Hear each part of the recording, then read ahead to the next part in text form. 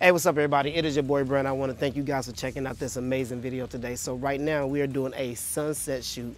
Finally, because it's been really hard to come out here and get a really good sunset shoot. But today we are going to do the sunset shoot, but I'm really focused today on using none other than this FJ400 from Westcott. Now, as you guys know, I've been an avid Godot user for a very, very long time, but today we're going to be using the Westcott 400. I'm going to test it out. I'm going to try it out. I got the trigger, I got the adapter, and all this other stuff that you need to shoot with it. But we're going to put it in the Photoshoot today, see how it works, and then I'm going to give you my thoughts at the end of the video for the Godot versus the Westcott 400. Let's go.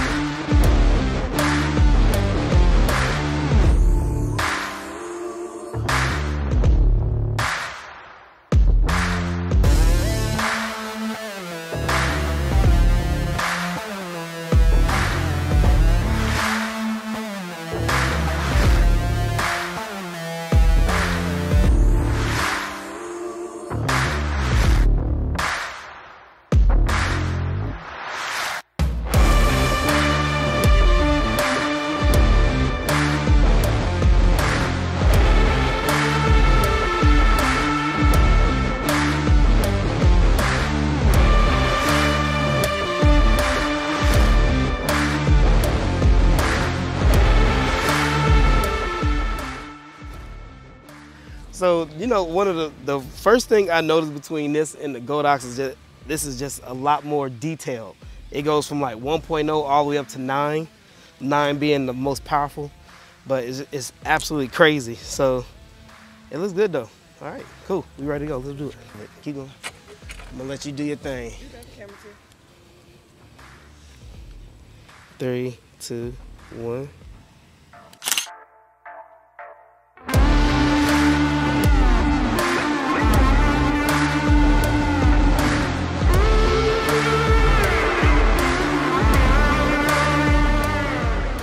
There you go. Perfect. Good deal. Turn your body a little bit more. That way, that way. Yep, there you go. Perfect. So I want you so this, oh, I'm sorry. Your left foot is going to be down, but bring your right foot up this way. Okay. All right, perfect. 3, 2, 1.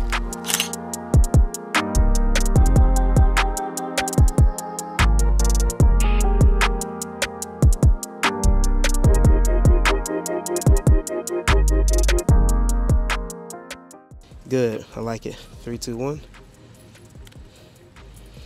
Good, there you go, perfect. 3, 2, 1. Don't look away from the light. Turn your head. There you go, switch your pose. There you go, perfect. 3, 2, 1.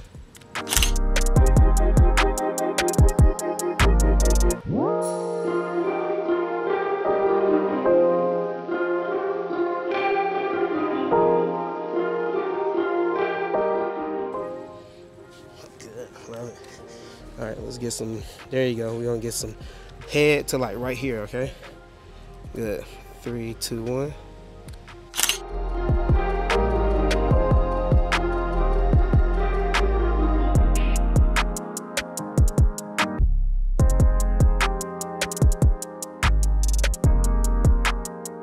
All right, I wanna get a few more of those. We wanna get some more of those, perfect. Either ones, remember, you can use this, you can put your hand right here. Perfect. That's good. I like that. 3, 2, 1.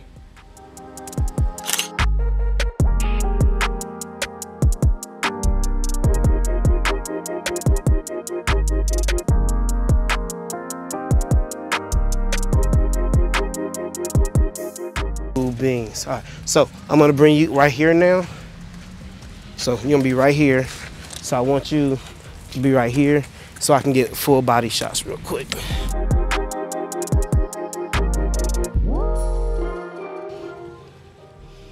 Good deal.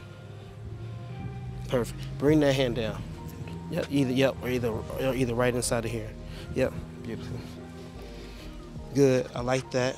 You good, perfect. Bring your head back this way. There you go. Good, 3, 2, 1.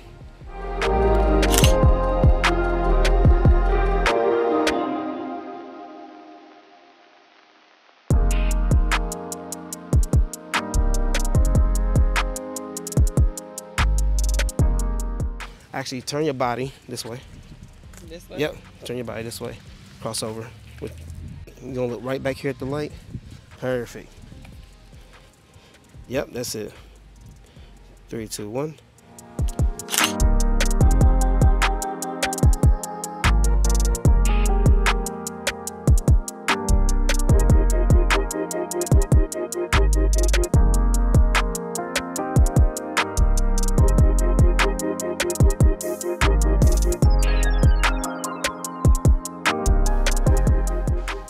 Change my focusing point because she is in the dark now. So good deal. Yep. So okay, you good. Let's do it again. All right, here we go. Ready? 3, 2, 1.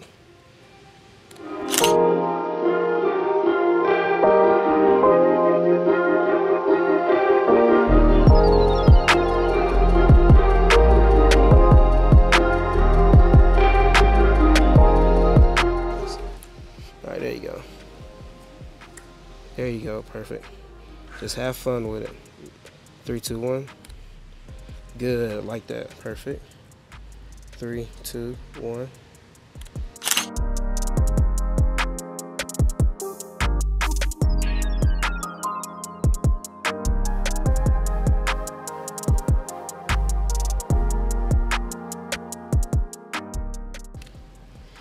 Dope. Oh, that was fire. Fire. Put your back on the wall. Yep, and I want you to try to put that skate right there on that little crack. This? Yep. Can you see it? Yeah, I'm not gonna, you ain't gonna have to hold up there long. I just want to try to get it one time. Use them stoppers, girl. Oh, yeah, you're right. Okay. I didn't think about it. Look, I haven't skated in forever. Okay. Dope, this, and it looks really good. 3, 2, 1. That was a good one. Drop that shoulder a little bit on this side so I can see if there you go. Perfect. Perfect. Right here. Good. 3, 2, 1.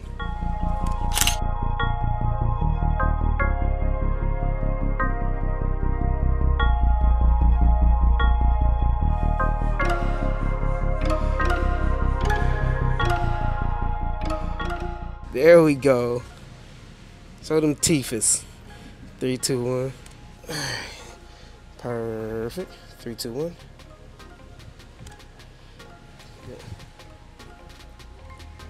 Okay, here we go. Good. I like that actually. That was good. 3, 2, 1. Bring that chin back up. Look that way. Real front.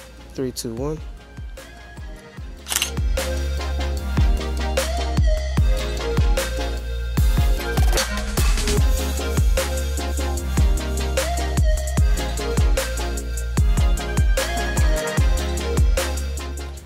Yes. Grab both of them. Like, yeah, there you go. Come in the middle a little bit more. Yeah, there you go. Perfect. There we go. Perfect. 3, 2, 1.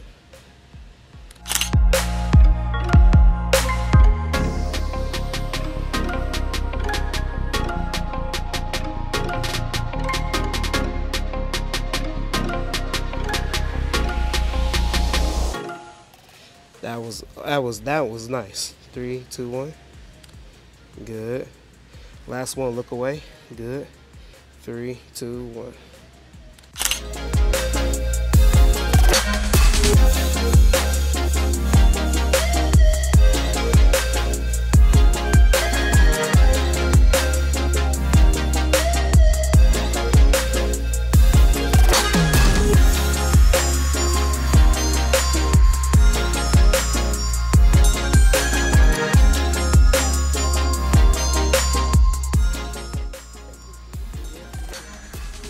Good. 3, 2, 1.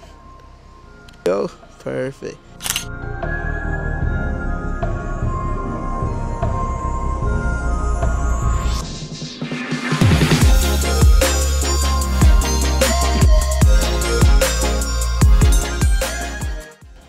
So, can you cross over? Yeah. Or yeah, or just like that. Yep, perfect. 3, 2, 1. Good, like just like that. Perfect. 3, 2, 1. Oh, nice. Okay. 3, 2, 1. Oh. 3, 2, 1.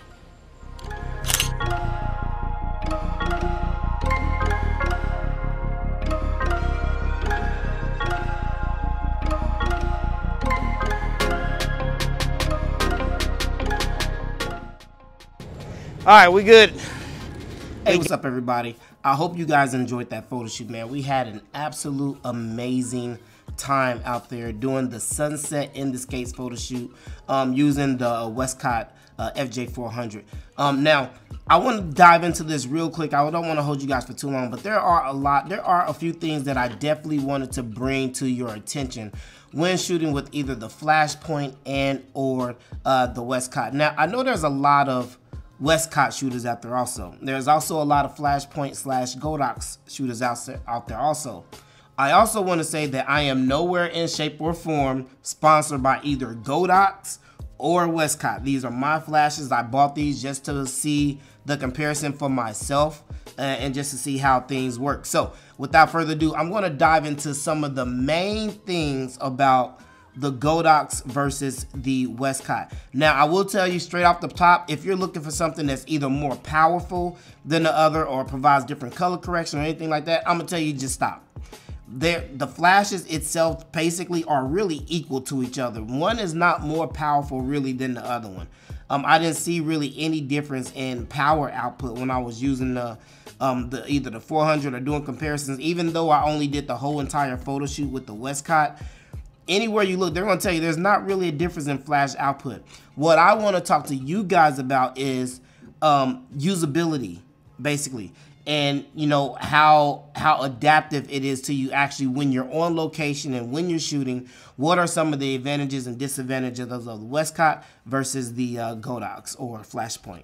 And let's get into it. So here we go. Let's go over a few things about these triggers right now. So for the sake of this video, we're going to just say Godox and Westcott, okay? Let's talk about a few advantages and disadvantages of the Westcott. This is coming from on location again, all right? So let's talk about a few advantages and disadvantages. The first thing, disadvantage. The first thing for the Westcott trigger is that one of the amazing things about the Westcott trigger is that you're able to use this with a lot of different cameras. Everybody knows what the selling point of the Westcott trigger is, and that's being able to use it with a lot of different camera companies, changing your camera from Fuji to Nikon, Sony trigger, Olympus, Canon, whatever the case may be. So one trigger for all cameras. Unfortunately, the proprietary of the Sony hot shoe mount will not allow the trigger to connect directly to the Sony cameras. Now you can use the Westcott trigger with the Sony cameras. However, you won't be able to take advantage of some of the things with the trigger like Ttl mode or high speed sync mode. So in order to do that, they make you buy, or you have to buy this adapter to go with your Sony camera. So anybody who's using Westcott out there, you have to get this adapter in order to use it with your Sony camera. Another thing with the design of the triggers, the Godox trigger right here is already built with an angle on it. All right, as we already know, it's a lot. I feel like it's a lot more sturdy. It's a lot more durable than the Westcott trigger. Now, when you deal with the Westcott trigger with this adapter on here, you are, of course, yes, you have the ability to look at it straight up like this. You have the ability to angle it down like this, or you can angle it down all the way flat. I don't know too many people who is going to shoot like this or, you know, shoot like this. Most of us, especially on location photographers, we mainly shoot at an angle now that we have the angled triggers. We do have the older triggers like this one that goes on your camera, and then you look at it directly on right here. This whole bending thing and being able to flex it like this, some people may like that. I really don't really care for it since the Godox is already built like that. And I've never really had an issue or needed to just look at it straight up like this. If depending on the angle that I'm shooting at, I might have it down like this. But again, it really just depends. So I completely give the design, and that could be definitely a deal breaker for a lot of people. Something else with the design, battery chargers. So of course the Godox is built with 2 AA batteries right here on the back. The Westcott trigger is USB-C charge. It has a charging port right on this side over here. I don't have no nails. But yeah, you have the USB-C, so this can be charged through USB. No more AA batteries. So that's one thing with the Westcott trigger. One of the definitely things I found out also, another thing with the design is the way you power these on. With the Godox trigger, you have the slide power on and off button right here on the side. So to power it on, you just flip it up. No inadvertent turning on or anything like that. Now with the Westcott trigger, you have to press the button. You press the button on once, and then the Westcott comes on like that. So again, you got to remember this. If this is laying in your bag, or it's up against something, or you land up against something, it's possible that this could inadvertently be turned on. It's happened to me before, especially when I got a bag full of stuff. No, everything don't have its own compartment, and some of you guys might be a little bit more organized than me. But if it's laying up against something, or it's face down to something, you can inadvertently turn this on and drain your battery. And if you go to a shoot and you get there and you don't have any battery, you can't replace the batteries like the Godox trigger. You have to charge it USB-C. Another thing with the designs is the layout, and I'm gonna jump a little bit into the layout of each of these.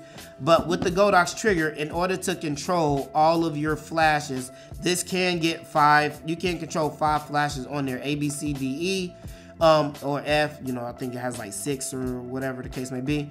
But again, to get to each one, you have to use your scroll wheel to scroll to each of the flashes and get to them. Then once you get to it, you have to press the wheel button in to change your flash power and everything. And then that's how you get to each one of those. With the Godox trigger, if you're using 5 flashes at once, you can only use 5 flashes at once on here.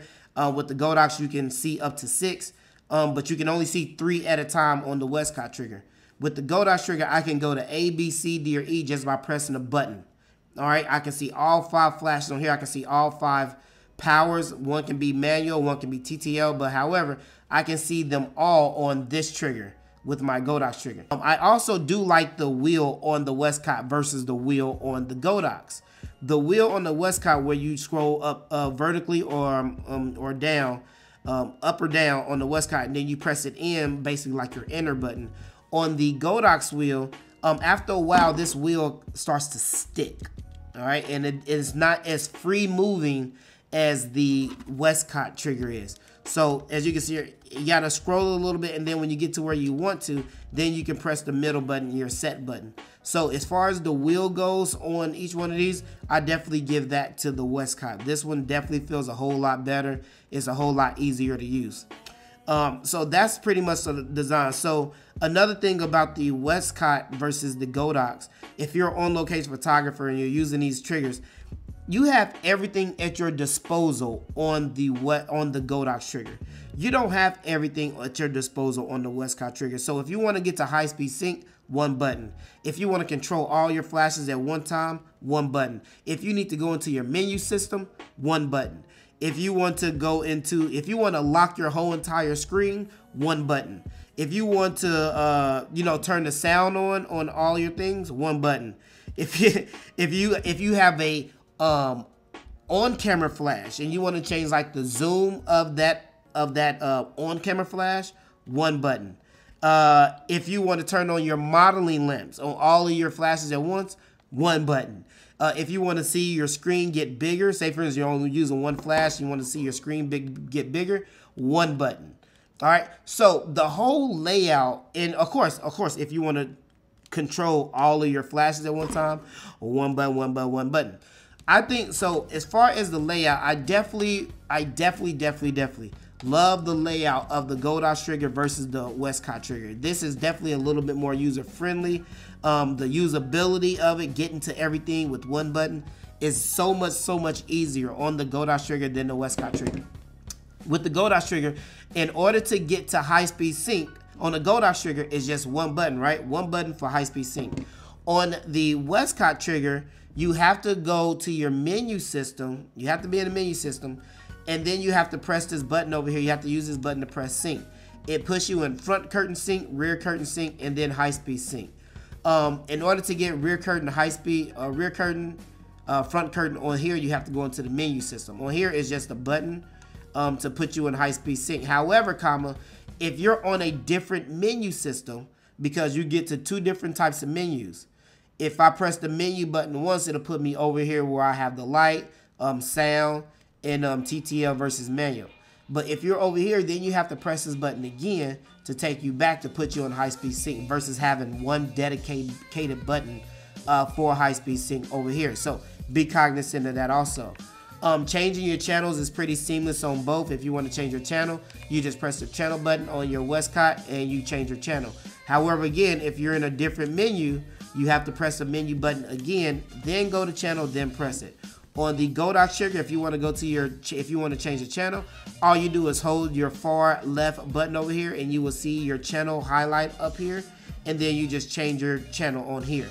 So again, one button versus possibly going into a new menu system to get where you want to. They also have a button over here dedicated for changing your camera things. Now, putting your cameras in manual mode versus TTL mode. So on the Godox trigger, in order to put, say, A, B, C, D, or E in manual mode versus TTL mode, you just press your, say for instance, we're just going to use A. You press A and then you press the mode. And as you can see, it puts you in TTL, or you can turn it off, or it can put you back in manual. And that's how you get to manual or TTL on the Godox trigger. On the flashpoint trigger, in order to get to manual or TTL mode, you have to press the side button over here. You have three buttons that controls whichever three active lights you have on here at the time. So right now we have A, B, C. So in order to go into TTL mode on here, you have to press A, and you just press A again. It's just one button, A.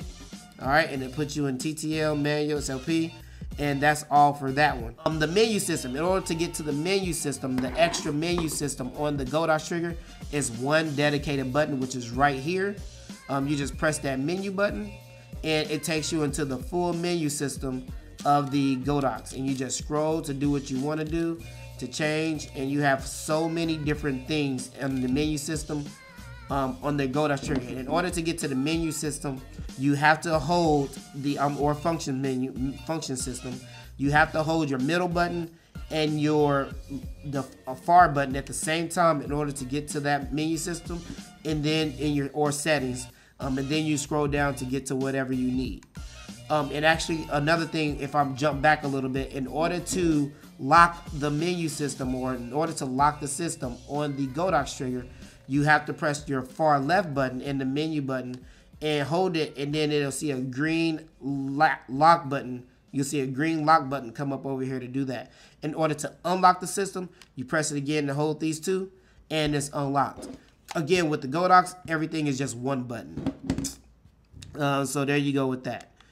So pretty much, that's pretty much all I have definitely with the triggers.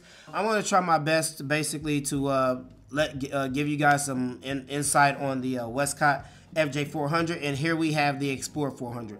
So as you can see, kind of just looking down on both of these, the FJ400 is just a little bit more bulkier than the Godox one or a flashpoint one. However, it's just crazy that you're able to get the pretty much same amount of flash power out of both of these, but the 400 is definitely smaller and lighter than the FJ400. That's all I'm gonna say about that. So let's talk something about the menu system, and you probably won't be able to see the menu systems too well on here. Let's go over a few things. So groups and channels, let's do that first. So groups and channels on the Xplor 400 is only done by a button. So if I just press this button once, I can see A, B, C, D, E, A, B, C, D, E. If I want to change the channel that I'm going to, I just hold the button, the channel highlights, and then I just change my channel with the wheel, and then set whatever I want to. All right, and again, this is what I'll be talking about with like the extra steps to the Westcott versus the Xplor or Flashpoint. To get to your different groups and channels on the Westcott, you have to go to menu 2, you have to press the menu button, and then you have to change, you have to click on channel, then you have to use the wheel, and then you have to enter.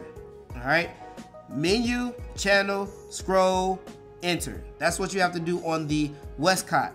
On the Godot, to change your groups, you have to pretty much do the same thing. You have to press menu, put you in menu 2, go to group, change your groups, and then press enter. You already have about 2 or 3 extra steps on the Westcott than you do on the Godox. Something that it was just like, I just wish I could just press a button and just change. The button is already right there for you. Again, that's with the groups and channels and things. One of the biggest things, of course, that we have that we're doing on location. High-speed sync. If you wanted to put your Xplor 400 in high-speed sync, there's one button. Pow! I'm in high-speed sync. I'm out of high-speed sync. In high-speed sync. Out of high-speed sync. It's just that simple. With the Westcott, right now, I put you in menu 2, right? Because we just changed the groups and channel.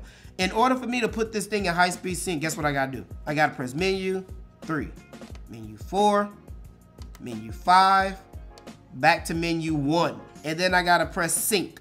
It'll go free, and then it'll say NOR for normal, and then it'll say, then you'll have the high-speed sync with the little squiggly lightning sign on here also. So that's how you have to put this in sync. You have to go through the menu system, check the menus, and print that in there.